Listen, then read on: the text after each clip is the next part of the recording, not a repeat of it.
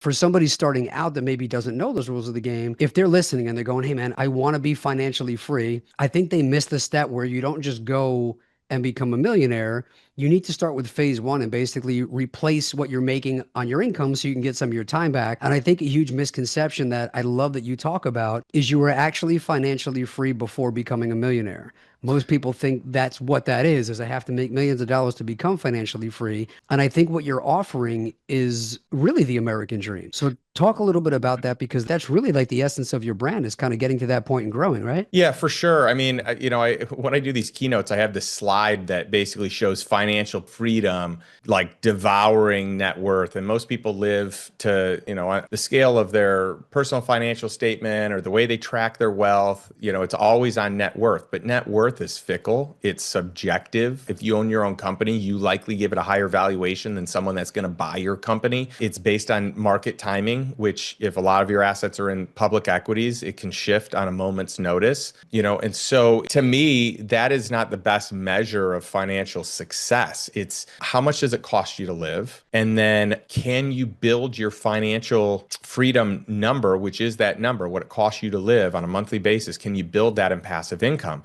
And so it is true that I was financially free before I was ever a millionaire. I knew the number that I needed to hit. So first I got to my scarcity, it was like, it's my survival number. What's my bare minimum? Like I have to hit this number to just get by. And what is that on a monthly basis? And then what is my actual lifestyle number? Like what does it cost me to live my life today as I'm living it?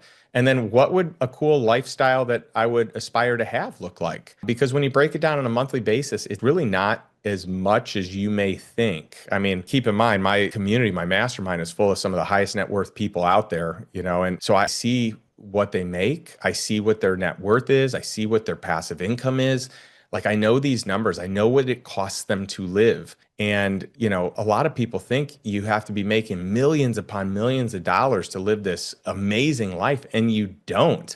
I mean, you can live a crazy epic life. I mean, you could do almost everything you want to do. If you don't own a jet and you don't own multiple homes, you could live a very lavish life at 500 to 750,000 a year. It's a misnomer to think that you have to be making millions of dollars a year. And for a long time, I lived a really nice life at, probably about 250 to 300,000 a year, and I was very mindful of how I was spending, what I was spending it on. But yeah, I mean, once you see, if you know what it costs you to live, once you get there, everything above that is surplus.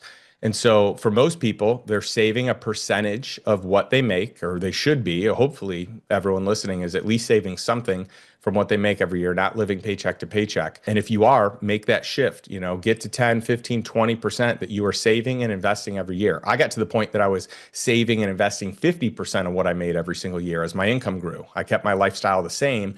And so my investments grew. But once you hit lifestyle income, it's all surplus income from there. So instead of just working hard to save 20% a year and invest it, well, now 100% of surplus can go into wealth creation and impact, right? And so the game changes once you cover those basic needs, and it becomes a lot more fun. And I will argue all day, all night that you will make better decisions for your business, for you professionally, for your family when the bills are taken care of. When you have income that covers your life, I just guarantee you are going to make better decisions in every other area of your life.